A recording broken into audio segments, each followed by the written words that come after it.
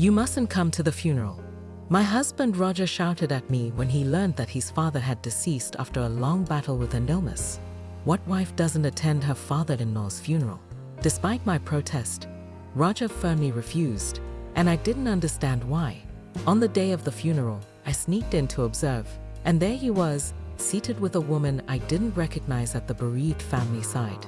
What on earth is going on? Who is that woman? I was shocked and confused, not understanding what was happening. But soon, I would learn the shocking truth. I'm Catherine, 30 years old. I married Roger, a 35-year-old office worker, 3 years ago.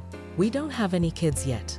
Roger often travels for work, only coming home about 3 days a week. While he is away, I devote myself to my hobby of drawing comics, and on his days off, we would go shopping together, watch movies, and enjoy our time as a couple. Roger's mother passed away when he was a child, and his father raised him and his sister Sarah single-handedly.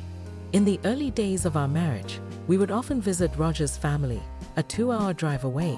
But when his father fell seriously ill a year ago, our visits gradually decreased. Roger told me, "Doug doesn't want you to see him in his emaciated state," so I refrained from visiting. One day, a call came in on Roger's mobile after he returned from work. "Oh, Dad has passed away." Upon hearing that, I stopped preparing dinner. Roger sighed deeply after hanging up. "Was that real? Did you hear that? Oh, his condition seems to have worsened suddenly." The one who contacted him was his Uncle Terry. The events leading up to Roger's father's passing happened in a flash, and Uncle Terry didn't even have time to call Roger. The funeral would be held the day after tomorrow. Roger seemed quite flustered due to the sudden news. As I was watching him with concern, I softly spoke, "I'll come with you to the funeral." "No, you absolutely can't come." "Huh? Why? It's obvious that I should go, right?" "Shut up. Just listen to what I say and keep your mouth shut."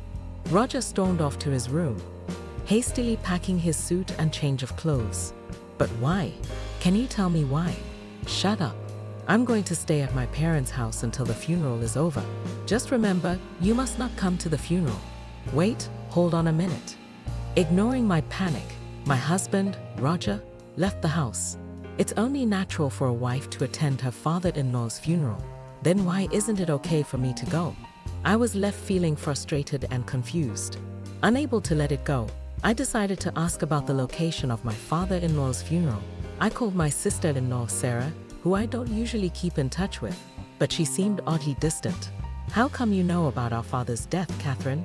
"I heard it from Roger." It's surprising that he has contacted you already." Sarah seemed really puzzled, and for some reason, our conversation wasn't aligning well. But I had no time to worry about that. Roger told me not to come, but I really wanted to attend the funeral. "I appreciate your sentiment, Catherine, but it might be best for you not to come." "Why? My father-in-law passed away, right?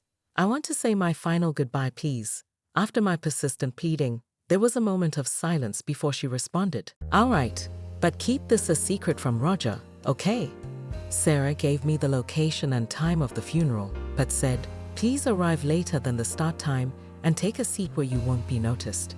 On the day of my father-in-law's funeral, as instructed by Sarah, I arrived a bit late at the funeral venue, and to my surprise, there was an unfamiliar woman sitting next to my husband, Roger, in the seat of the chief mourner. Who is she? Why is she sitting next to my husband?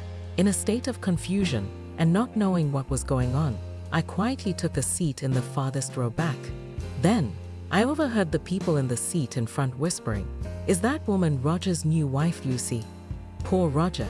His previous wife apparently handed him divorce papers and just left. I could hear whispers from other attendees speculating about me having an affair or being in debt. The shock was so great that I lost all strength, and my heart began to race. I never filed for divorce, and we've never even discussed separation. And what does this remarriage mean? I couldn't catch up with the situation, but from the rumors, I understood that the woman sitting next to my husband was his new wife. She looked to be in her early 20s, and she occasionally caressed her belly, which was visibly swollen even under her loose funeral attire. When it was my turn to pay my respects, I stood up and the previously quiet venue started to buzz. She really had the nerve to show up. What an insensitive woman, I heard as I slowly approached the row where my husband was seated. When my husband, Roger, caught my eye, his face turned ashen, and he looked visibly shaken, but his new wife seemed oblivious to his distress. Having finished paying my respects at the funeral, I swiftly left the funeral home to head to the city hall, escaping his piercing gaze. There, I took out my copy of the family register where it was written deregistration, indicating that our divorce had taken place 5 months ago. With my hands trembling in fury, my mind went blank. How could he dare to secretly file for divorce and remarry? I will never forget this. I gritted my teeth, resolved to take revenge on my husband. Even after a few days, Roger never returned home, nor was there any communication from him. Didn't he say he would stay at his parents' house until the funeral was over? I was filled with a desire to confront him, but I chose not to contact him, waiting to see what his next move would be. Why on earth would he secretly file for divorce and remarry, all while living with me and keeping it a secret? There must be something else going on here. As I thought back on Roger's past actions one by one, I noticed something and quickly switched on my computer. I remembered seeing him typing away at a blog on his computer in the middle of the night. Going through his history, I discovered a blog titled Roger the Dragon King's Wild Diary. There were no pictures of Roger's face, but there were pictures of his car and our home, so I knew without a doubt that it was his. As I read each article he had posted, the details of what he had been planning were written out, and my body heated up with surging anger.